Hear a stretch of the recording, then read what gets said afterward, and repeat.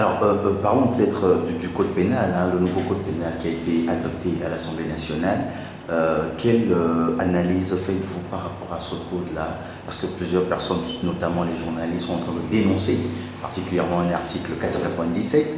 Alors, selon vous, que pensez-vous de ce code pénal, de ce nouveau code pénal? Avant de parler du code pénal, je pense qu'il faut quand même qu'on ait une pensée pour les personnes, les familles qui ont été endeuillées et dans cette manifestation à Mango, et les condoléances à ces familles et surtout que le gouvernement prenne ses responsabilités pour que les préjudices causés soient couverts par l'État et que les personnes blessées également puissent être traitées convenablement et qu'à l'avenir, on ne puisse plus rentrer dans des situations aussi difficiles.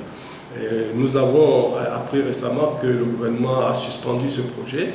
Et la question c'était simplement de savoir est-ce qu'il fallait qu'il y ait mort d'homme pour qu'on suspende le projet. Et ce sont des dispositions que le gouvernement aurait pu prendre précédemment pour se donner le temps justement de mieux préparer le terrain. Et il y a eu ces morts d'hommes aujourd'hui, on suspend le projet, c'est dommage. Pour revenir sur la question du code pénal, c'est vrai que dans notre vie démocratique, il est normal que l'on remette les textes à jour en fonction des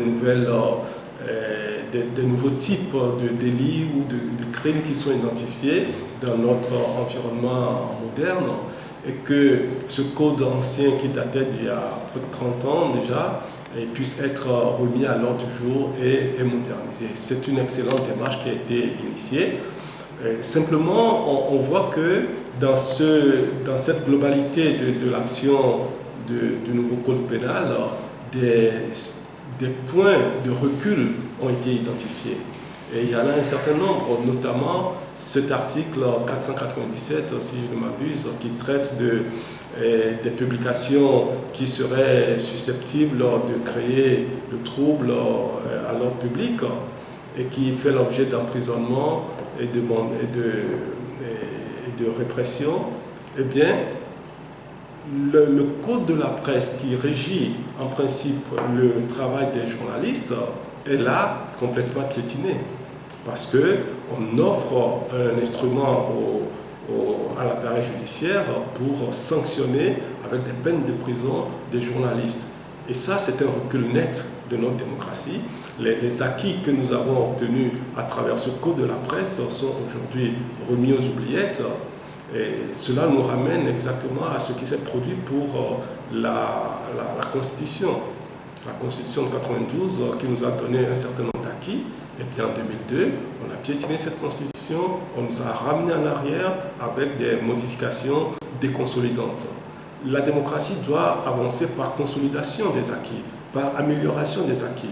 Mais quand l'on profite d'une révision d'un code ou d'une constitution pour reculer, eh bien, il y a là des démarches que nous ne comprenons pas. Et nous espérons que le gouvernement, en tout cas que le chef de l'État ne va pas promulguer la loi en l'État et que les députés puissent être saisis de nouveau. C'est vrai que la deuxième chambre du Sénat n'existe pas au Togo, donc que le chef de l'État puisse revenir sur la lecture de ce code et que les articles conflictuels soient revisités pour qu'on revienne à une disposition qui permet que la presse soit gérée par le code qui leur est destiné.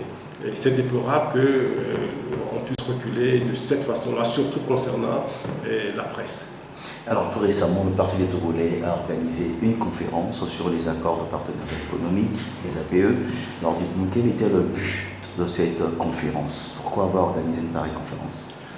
Oui, et vous le savez certainement, depuis quelque temps, nous avons lancé un programme destiné à la formation et à l'information du public de manière générale, à la jeunesse.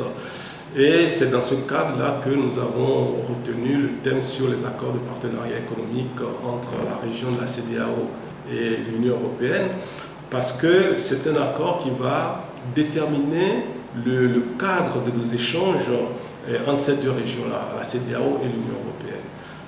Et nous avons constaté que malheureusement, au Togo, nous ne sommes pas suffisamment informés des dispositions de cet accord.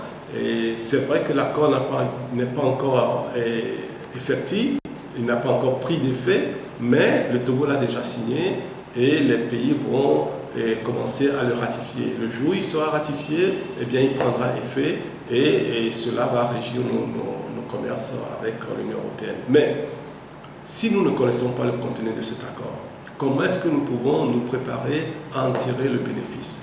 C'est la question que le Parti des Togolais s'est posée et nous avons voulu échanger avec l'opinion nationale, la communauté, et les opérateurs économiques, et les acteurs étatiques et non étatiques pour que les gens puissent s'imprégner de cet accord et que le gouvernement surtout prenne les dispositions préparatoires pour que le cadre dans lequel nous pouvons avoir un environnement sain qui nous permettra de tirer bénéfice de cet accord puisse être mis en place par le gouvernement. Donc en fait, c'est un clin d'œil que nous faisons au gouvernement pour que cet accord-là, les Togolais, les opérateurs économiques se l'approprient et puissent tirer le meilleur bénéfice de cet accord. Alors, sur les Pio, peut-être un dernier mot pour le peuple togolais. Oui, je reviendrai sur la première question que vous avez posée concernant les événements de Congo pour dire qu'il n'est jamais trop tard pour bien faire. Le gouvernement a suspendu la mise en place de ce programme. Je crois que c'est une décision sage qui va apaiser les esprits. Nous avons également appris que certains auteurs de coups de feu ont été mis aux arrêts de rigueur.